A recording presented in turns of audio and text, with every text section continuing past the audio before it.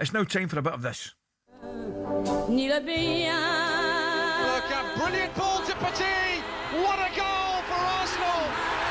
Emmanuel Petit scores a fabulous goal. I want you to believe that they are able, they have the strength, the quality to win the title. I'm so tired of it. Welcome to Petit's Perspective with World Cup winner Emmanuel Petit. Just smash them, As if you hadn't done enough. Just do it. As if you hadn't done enough. Simple as that. You've got your own section now in talkSPORT. I mean, you've just the helter-skelter. You know you cracked it when you got your own That rise to the top, it just keeps on coming. Yeah, I know that sometimes I go over the limit, and yeah, but we like that. I We have don't to mind apologise for that. We don't like that. We don't mind that, mate. That's right. It's time for a brand new feature, Petit's Perspective. We're putting the big talking points to the man of the week, to the man who's won the lot. Let's start. And here's an interesting one. We're going to start with Arsenal and Bukayo Saka, right? Mm-hmm. Now, I have said for weeks, I love Bukayo Saka. Me too. Right? I do. Me too. However, I think the form has dipped a little bit. Why? I don't know. Maybe. Did you hear what Pierce was saying? He is tired. Tired of what? He's been injured so many times. He had a proper preseason preparation, vacation. So I don't know what happened. Is it because of the new players came into the team that has been challenging? Is he missing Odegaard a little bit? Well, I'll tell you what I think it is. I just think it's a drop in form, right? I think it can happen. It can happen. Yeah, I just think, I don't know whether it's a confidence. What would thing. you do, Ali? If you're I'd have played Madueke. Yeah, if you're manager, would you leave him out for a few games? I maybe would. Put your arm around him and say, look, you super sub.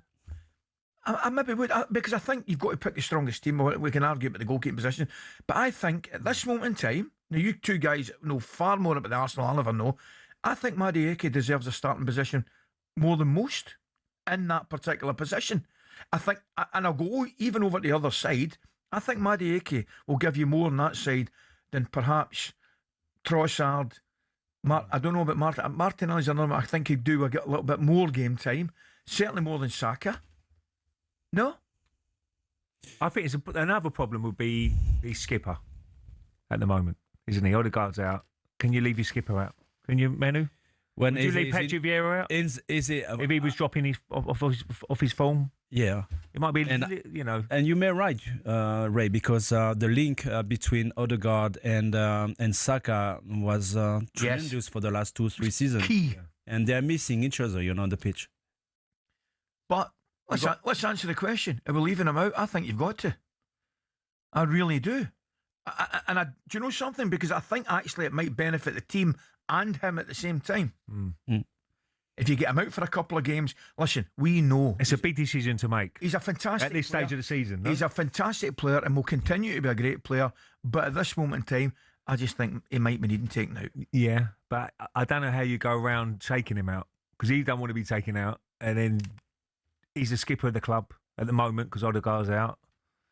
But it's a really hard one to do. It's a really hard decision to make. We've just agreed that the most important thing is the team. Yeah. Right? So if it is for the benefit of the team, as tough a decision it has to be made. No? Well, I'm detecting you two don't want to leave Saka. I've got that right. Well, I think it's a tough one to call. It is one of the biggest decisions Arteta's had to make, if he does, if I'm being honest. Mm-hmm. He's done it before. He has left him out before.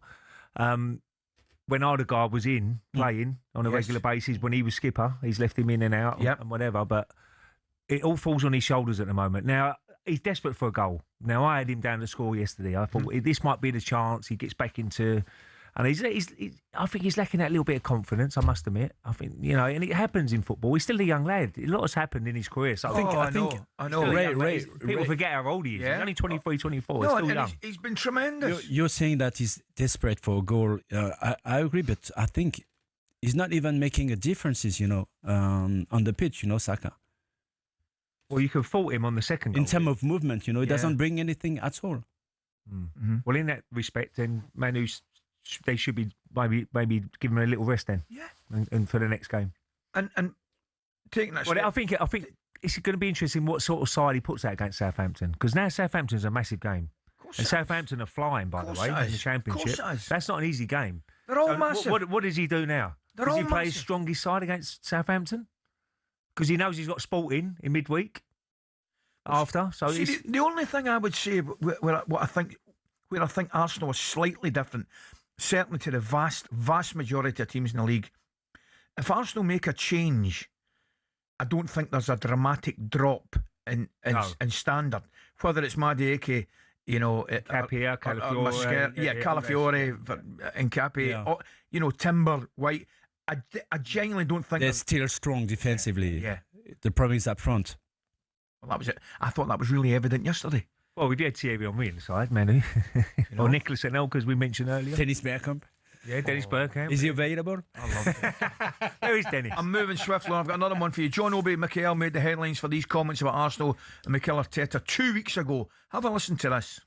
For me, it's a cheat. They've cheated their way to winning the Premier League. So I wouldn't recognize them as winners because for me, it's illegal the way they're winning games. It's illegal. Unless the Premier League right now, from this weekend, stamp that out. We don't want to see that in the game. So if you were playing for Arsenal, asked by Arteta, these are the tactics and this is what I want you to do, you'd say, that's not my style of football, I can't do that.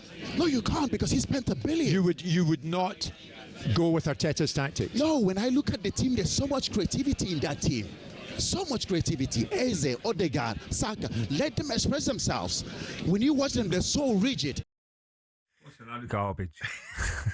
I'm sorry. He was a top player, but I don't know what road he's going down there. Well, it's nonsense, right? Set plays win your games and lose your games. Well, so there's nothing wrong with set plays. The last time I looked, set plays were part of the game. Oh, of course they are. And then I'll be brutally honest, and you don't need me to stick up for Arsenal. I'm at the game in midweek, the Champions League game, and they scored 2 wonder goals. Right, wonder goals. Eze scores that goal, and obviously Declan. Beautiful goal, yeah. It was absolutely superb. I think the three of us know football. I don't know what he means by cheating. What's that bit? I don't. I think that's maybe the wrong term, right? It's part of the game. Don't score on free kick and corner. I don't know. I don't get the cheating bit. Well, the question to the two of you is this, right? Does it really matter at this stage how Arsenal go over the line? No. For me, no. Not at all. Of course it doesn't. But for those who don't want Arsenal to win, yes. Yeah. 97-98, Manu, we didn't play brilliant every game, but we got results. Yes. Didn't we? I mean, even the invincible team, they draw so many games. Yeah. They play badly sometimes and they got some points. And they won the title. And nobody remembers it. Yes. All they remember is Invincible's title. You don't analyse every game after you win that trophy. When you pick it up, you don't go, oh, remember Fulham away? We was terrible. Yes. We should have lost that game. You cheated. We won score from a set play. You don't remember that. It's all about winning football matches and winning a trophy. In 10 years' time, if they win it this year, we look back and say they won it in 25, 26. No one says how you done it. No. How to win's important, but not as important as winning. Look, ideal world, you want to win playing great football every week, but it doesn't work like that. It doesn't happen like that. Doesn't work. We're in the home straight, guys. Thanks for your company. It's 9:46. Stay with us.